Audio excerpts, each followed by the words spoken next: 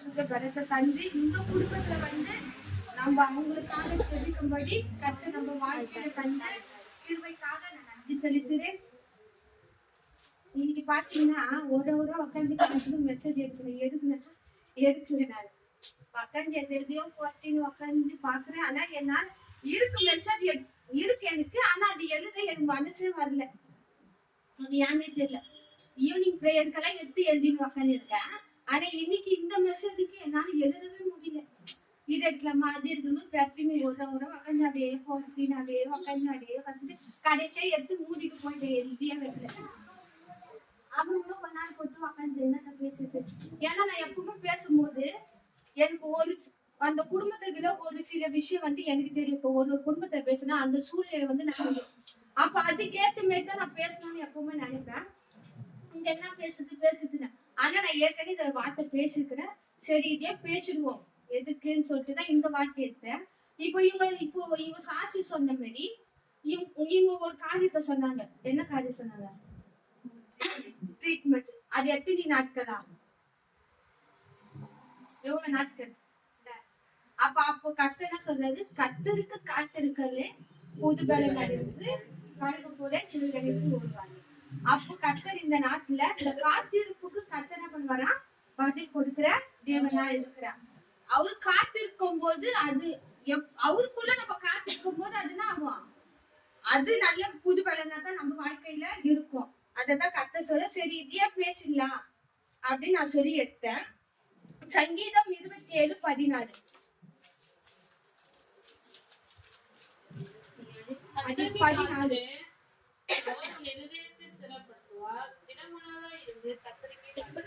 ஆமென். இதுல பாத்தீங்கன்னா கர்த்தருக்கு காத்திரு அவர் உள்ளத்தை ஸ்திரப்படுத்துவார். திடமனதாயிரு கர்த்தருக்கு என்னது காத்திரு. யார் காத்திருக்கணுமா? கர்த்தர். நம்ம இப்ப இவங்க அநேக நாட்களா ஒரு விஷயத்துக்கு காத்திருக்கிறாங்க. எல்லா ஒரு வாழ்க்கையில ஒரு விஷயம் காத்திருப்பு இருக்கு. எல்லாருக்கும் பரிபூரண ஆசீர்வாதம் கிடைக்காது. அது கட்சிக்கன்னா கர்த்தருக்கு நம்ம யாருமே காத்திருக்க மாட்டோம். நம்ம வேலையை பார்த்து நம்ம மாற்றி போயிருக்கோம். அதான் ஆனா ஒரு விஷயத்த கர்த்தர் நம்ம வாழ்க்கையில கொடுக்குறாரு. ஒரு விஷயத்துல நம்ம என்ன பண்ணணுமா? காத்திருக்கணும். அததான் சொல்றாரு. கர்த்தருக்கு நீ காத்திரு. நம்ம மனுஷனுக்கு காத்திருக்கலாம். பணம் வேணும்னா ஒரு மனுஷன் இடத்துல போய் நம்ம காத்திருக்கலாம். அது காத்திருக்குல்ல. கர்த்தருக்கு நம்ம காத்திருக்கும் போது அவர் நம்ம இருதயங்களை என்ன பண்ணாரா? ஆராயிறார். நம்ம என்ன நினைக்கிறோம், அந்த காத்திருக்கும் போது என்ன நினைக்கிறோம், என்ன யோசிக்கிறோம், என்ன பேசுறோம். அப்ப அவர் நம்ம இருதயத்தை ஆரம்பித்து அதை சிறப்படுத்தி யார் காத்திருக்கணுமா? கர்த்தருக்கே காத்திருக்கணும். அப்ப அவரு காத்திருக்கும் போது அதுல ஒரு ஆன்சர் வருமா வராதா? வரும். பதில் கண்டிப்பா வரும் அவர் காத்திருக்கும் போது. ஏன்னா இப்ப நான் பேசுறேன்னு நான் காத்திருக்க மாட்டேன். எனக்கு அந்த பொறுமை எனக்கு சுத்தமா கிடையாது. நான் இது பண்ணிருப்பேன். ஆனா ஒரு சிறு இந்த மாதிரி வார்த்தைகள் கேட்கும் போது சரி அது என்ன பண்ணுவேன், நான் ஏத்துப்பேன். ஆனா கொஞ்ச நேரம் போட்டு அந்த வார்த்தை எனக்கு விட்டு என்ன போயிடும். அப்ப எதுனா ஒரு கொஸ்டின் கேள்வி எனக்கு இருக்கும். கர்த்தருக்கு நம்ம காத்திருக்கும் போது நம்ம இருதயங்களை அவர் என்ன பண்றாரா? ஆராய்ந்து அறிந்து அதுல இருக்கிற எண்ணங்கள் ஏக்கங்கள் நம்ம கண்ணீர் துக்கங்கள் எல்லாச்சும் கர்த்தர் என்ன பண்ணுவாரா? மாத்துவாரு. அது எதுக்காக? நம்ம கர்த்தருக்குள்ள நம்ம காத்திருக்கும் போது. இப்ப இதுலயே பாத்தீங்கன்னா ஏசாயா 40:31. கர்த்தருக்கு காத்திருக்கிறவர்களோ புதுபலன் அடைந்து கழுகுகளைப் போல செட்டைகளை அடித்து எழும்புவார்கள். அவர்கள் ஓடினாலும் இளமடையார்கள், நடந்தாலும் சோர்ந்து போவார்கள். ஆமே. கர்த்தர்ல பாத்தீங்கன்னா கர்த்தருக்கு காத்திருக்கிறோ புதுபலன் அடைந்து கழுகுகள் போல செட்டைகளை அடித்து எழும்புவார்கள். அவர் ஓடினாலும் இளைப்பாறையா, நடந்தாலும் சோர்வடையா. இதுல பாத்தீங்கன்னா கர்த்தருக்கு நம்ம காத்திருக்கும் போது அதுல ஒரு புது பலன்னு உண்டாகும். இப்போ இதுல சோர்வுன்னு பாத்தீங்கன்னா நிறைய சோர்வு இருக்கும். சாப்பிடாம ஒரு சோர்வு வரும், நம்ம பலவீனம் வரும் ஒரு சோர்வு.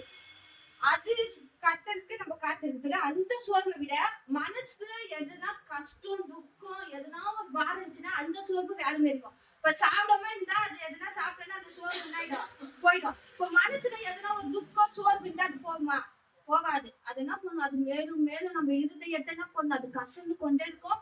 இன்னும் அது எவ்வளவு நம்ம என்னதான் சாப்பிட்டாரு அது சோர்வு போகாது. அப்ப கர்த்தர் சொல்றாரு, கர்த்தருக்கு காத்திருக்கிறதுல புது பலன் அடைந்து கழுகுகள் போல செட்டைகள் அடித்து எழும்புவார்கள். யாருக்குன்னா கர்த்தருக்குள்ள நம்ம காத்திருக்கும் போது அவரு நம்மள கழுகுகள் போல காத்திருக்கல. ஒரு நாள் இந்த காத்திருப்பு கர்த்தர் என்ன பண்ணுவாரா, பதில் தருவாரு. அப்போ நம்ம என்ன பண்ணுவோம், செட்டைகளை விரித்து, இப்போ செட்டைகளை கழுவு என்ன பண்ணும், மேல பறக்குமா கீழே போகுமா, மேல பறக்கும். அது போலதான் நம்ம கல்யாணத்துக்குள்ள நம்ம காத்திருந்து அந்த ஆன்சர் நம்ம வாழ்க்கையில வரும்போது கர்த்தர் என்ன பண்ணுவாரா, அது போல வானத்துல பறக்கிற அளவுக்கு கர்த்தர் நம்மளுக்கு என்ன பண்ணுவாரா, ஒரு புது பலனை நம்ம வாழ்க்கையில தருகிறாரு. நம்ம சோர்வடையும் போது கர்த்தர் நிறைய வார்த்தைகளை நம்மளுக்கு தருவாரு. எதுனா ஒரு வார்த்தை, எதுனா ஒரு வாக்கு தத்தோ, எதுனா ஒரு போன்ல எங்கன்னா ஒரு வாக்கு நம்மளுக்கு தருவாரு. அப்ப நம்ம என்ன பண்ணுவோம், கர்த்தருக்காக காத்திருக்கும் போது அதை நம்ம என்ன பண்ணுவோம், சரி நம்ம என்ன பண்ணுவோம், அதை ஏத்துக்கிட்டு அந்த கொஞ்ச நேரத்துல நம்ம என்ன ஆயிடுவோம், சமாதானமா இருப்போம். ஆனா அதுக்கப்புறமும் நமக்கு சோதனை வரும், பிரச்சனை வரும், எல்லாம் வரும். அப்ப என்ன பண்ணுவோமா, கர்த்தருக்கு நம்ம எப்பவும் காத்து இருக்கும் போது கர்த்தர் நம்மளுக்கு எல்லாவற்றிலும் நன்மை செய்வார் சொல்லிட்டு நம்ம என்ன பண்ணுமா, அந்த புது பலனை அடைய நம்ம காத்து இருக்கணும். இதே போலதான் இஸ்ரவேல் ஜனங்களை என்ன பண்ணாங்கன்னா, நிறைய கஷ்டத்துல துக்கத்துல அவங்க என்ன பண்ணாங்க, கர்த்தருக்குள்ள என்ன பண்ணாங்களா, காத்திருந்தாங்க. பாபிலோன்ல அவங்க நான் கஷ்டப்படுறப்ப என்ன பண்ணாங்க, இஸ்ரவேல் ஜனங்கள்லாம் ரொம்ப கஷ்டத்துல இருந்த போது கர்த்தர் என்ன பண்ணாங்க, அவங்க கர்த்தருக்குள்ள காத்து, அந்த வார்த்தை தான், அந்த இஸ்ரவேல் ஜனங்களுக்கு தான் கர்த்தர் என்ன பண்றாரு, இந்த வார்த்தையை தராரு. அதுலயே பாத்தீங்கன்னா 27 பாருங்க. யாக்கோபே, இஸ்ரவேலே, என் வழி கர்த்தருக்கு மறைவாயிற்று என்றும் என் நியாயம் என் தேவனிடத்தில் எட்டாமல் போகிறது என்றும் நீ சொல்வானே. அப்பத்தில நம்மளும் ஒரு சில விஷயம் நம்ம வாழ்க்கையில நடக்கலன்னா என்ன பண்ணுவோம், ஏசப்பா என் பொருள் உங்களுக்கு கேட்கலையா, நான் கண்ணீர் விட்டேன்னு அது தெரியும் உங்களுக்கு. நம்ம நிறைய விஷயத்த நம்ம இப்போ பண தேவை உடனே வேணும்னா அது கூட நம்ம என்ன பண்ணுவோம், எதுனா ஒரு சூழ்நிலையில கர்த்தரை கேள்வி கேட்போம். நம்ம கேட்கல, கர்த்தர் என்ன பண்ண, நம்ம அவரோட அப்பா அவரு. நான் எதுனா ஒரு கொஸ்டின் கேட்பேன், என்ன பண்ண தெரியுமா, நான் கேட்பேன். அப்படி ஐயோ இதெல்லாம் கேட்க கூடாது ஏசப்பாங்க, அது ஒரு தாங்க. அப்பமா நான் என்ன பண்ணுவேன், நான் ஏன் கேட்க கூடாது, நம்ம அப்பா தானே. இப்ப எங்க அப்பா நான் உரிமையா கேட்கும் போது அவர் செய்யறாரு, அப்ப நீங்களே என்ன பண்ணும், எனக்கு செய்யணும்னு சொல்லிட்டு கேட்போம். அதே போலதான் கர்த்தருக்கு முன்பாக நம்ம விண்ணப்பங்கள் ஒருபோதும் மறைவா இருப்பதே இல்லை. அந்த விண்ணப்பங்களும் ஏசப்ப கேட்காம இல்ல. நம்ம ஒவ்வொரு நாளும் ஜெபிக்கிற ஜெபத்தை அவரு எப்பவும் மறைக்கிறது இல்ல. நம்ம ஜெபிக்கத்தான் அதுக்கேற்ற ஆசீர்வாதத்தை கர்த்தர் என்ன பண்ணுவாரா, ஒரு காலத்துல பெருசா நம்ம வாழ்க்கையில தருகிற தேவனு. அதே போல 29 பாருங்க, 29, 30. சோர்ந்து போகிறவனுக்கு அவர் பலன் கொடுத்து சத்துவம் இல்லாதவனுக்கு சத்துவத்தை பெருக பண்ணுகிறார்.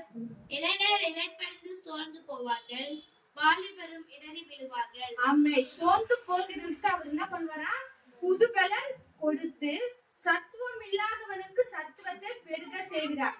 இப்ப இந்த குடும்பத்துல பாத்தீங்கன்னா சாட்சி சொன்ன மாதிரி அநேக சோர்வு இருக்கலாம், அநேக பலவீனம் இருக்கலாம். ஆனா கர்த்தர் சொல்றாரு, சோர்ந்து போகிறவருக்கு கர்த்தர் என்ன பண்ணுவாரா, புது பலனை கொடுப்பாரு.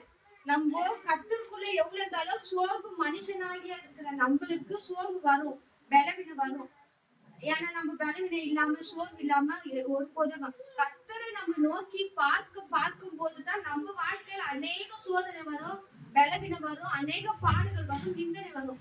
ஆனா நம்ம என்ன பண்ணுமோ, அந்த சோர்வு மத்தியிலும் கர்த்தருக்குள்ள நம்ம புது பலன் அடைந்து என்ன பண்ணுவோமா, கர்த்தருக்குள்ள காத்திருக்கும் போதுதான் கர்த்தர் நம்ம கவலை கண்ணீரெல்லாம் என்ன பண்ணுவாரா, மாற்றிக்கிற தேவனா இருக்கிறார். நம்ம வாழ்க்கையிலும் கர்த்தர் எல்லாவற்றும் கவலையில இருந்தும் கர்த்தர் என்ன பண்ணுவாரா, நம்ம கவலைகளையே மாற்றுகிற தேவனா இருக்கிறார். அதே போல சங்கீதம் 37:7. கர்த்தரை நோக்கி அமர்ந்து அவருக்கு காத்திரு, காரிய சித்தி உள்ளவன் மேலும் தீவினைகளை செய்கிற மனுஷன் மேலும் எரிச்சலாகாதே. ஆமென். கர்த்தர் பாத்தீங்கன்னா கர்த்தரை நோக்கி அமர்ந்து கர்த்தர் அவருக்கு என்ன பண்ணுமா, காத்திருக்கணுமா. இதுல பாத்தீங்கன்னா தாவீது கர்த்தருக்கு சொல்ற, தாவீது பாடின பாடல், கர்த்தரை நோக்கி அமர்ந்து அவருக்கே நம்ம என்ன பண்ணணுமா, காத்திருக்கும் போது நம்ம வாழ்க்கையில இருக்கிற இந்த ஏசாயா 49:23 பாருங்க. 23. ராஜாக்கள் உன்னை வளர்க்கும் தந்தைகளும் அவர்களுடைய நாயகிகள் கைத்தாய்களுமாய் இருப்பார்கள். தரையிலே முகங்குப்புற விழுந்து உன்னை பணிந்து உன் கால்களின் தூளை நக்குவார்கள். நான் கர்த்தர், எனக்கு காத்திருக்கிறவர்கள் வெட்கப்படுவதில்லை என்பதை அப்பொழுது அறிந்து கொள்வார்கள்.